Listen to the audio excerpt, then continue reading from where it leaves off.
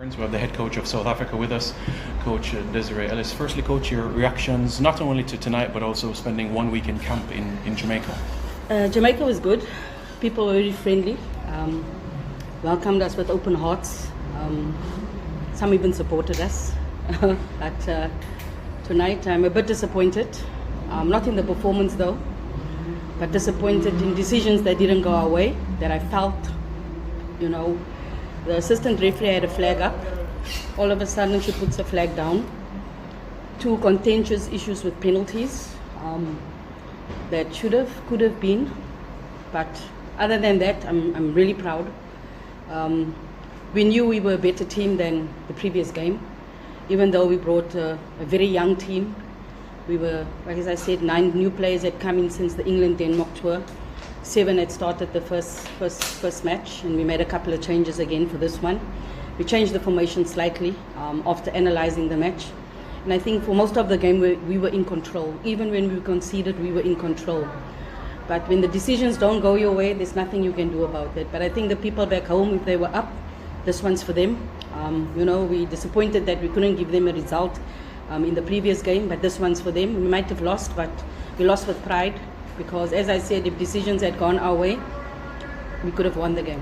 All right, thank you, Coach. Questions from members of the media, please raise your hand and you may pose your question to Coach Ellis of South Africa, who would like to come in this evening.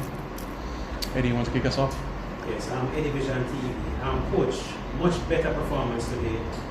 What were some of the positives from your team today? I think we played the way we wanted to play, moving the ball around. I think our movement up front, especially in the first half, could have been better.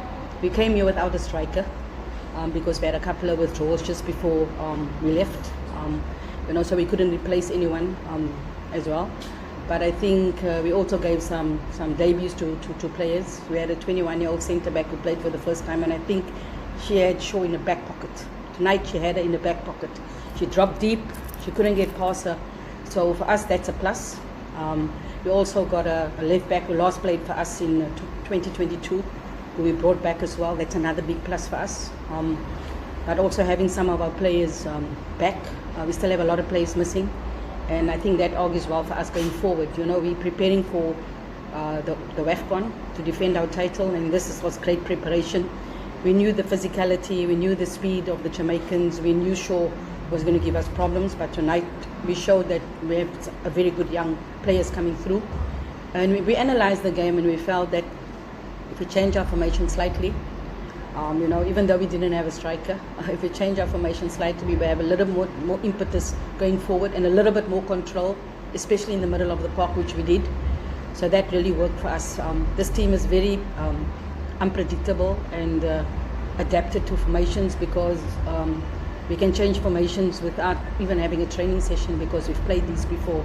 I think in the first game, and you're not looking for excuses, but the long traveling through time zones, having to adjust, a 7-hour difference took its toll on us, especially in the second half.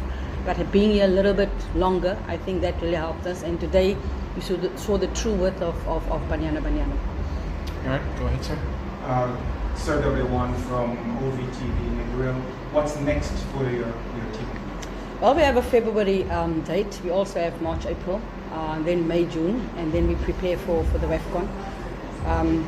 We will go back, of course, everybody on holiday, of course, but us not on holiday, preparing, looking for an opponent. We know the draw now. We know who our opponents are. We know the draw, so we'll be working towards that.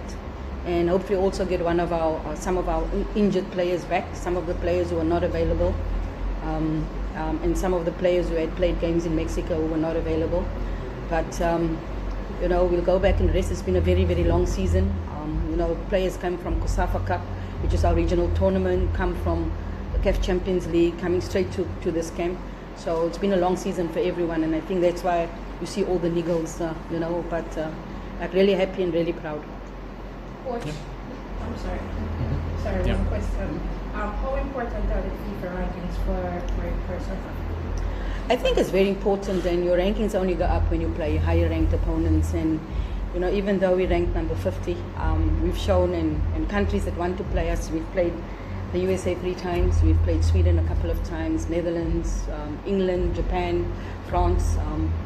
They're not afraid to play us because there's something that we bring Unfortunately, we didn't have Jermaine Tembe and Hilda tonight, and then we'd have seen something different because of we can play the ball behind, we can play the ball to feet, we can switch play, we can move the ball around, and tonight I thought we held our own.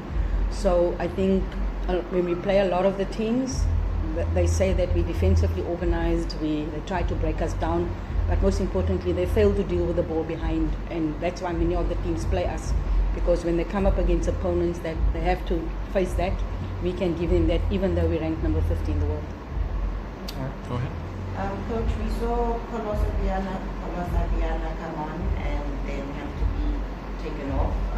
She looked like she was limping. She got a knock, and it's brave for players to realize, that I can't continue because, as I said, we've got players on the bench, some that have a few caps from SAFA that was just recently.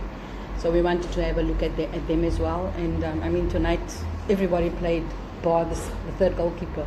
And I think for that it's a worthwhile exercise because you bring players here. Yes, you want to win matches, but you also want to test players at this level. And I think, we've tested a couple of players, and I think we're happy with the test because now we've got more players. Our core group is bigger. With all the injuries that we have, with all the exams that we have that we couldn't call players, we have now a bigger squad and a bigger pool of players that we can choose from. I think my last one. I think you managed throughout the first half until she came off. Your defense, they really kept Shaw very quiet today. What was the tactical? I think we made a tactical switch, and I think taking Linda out of the middle. Because she was top today. It's amazing that she hasn't played a league match for almost 8 months, and she gives us a 90 against England. She gives us 2 90s tonight, 2 90s in this. We took her out and put her wide, and I think we just missed that control in the middle when we conceded. But she was a big player.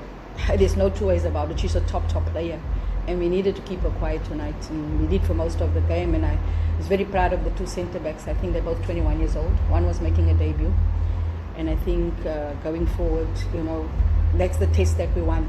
We've got some top centre backs at home, but now we've got another extra centre back which we were looking for.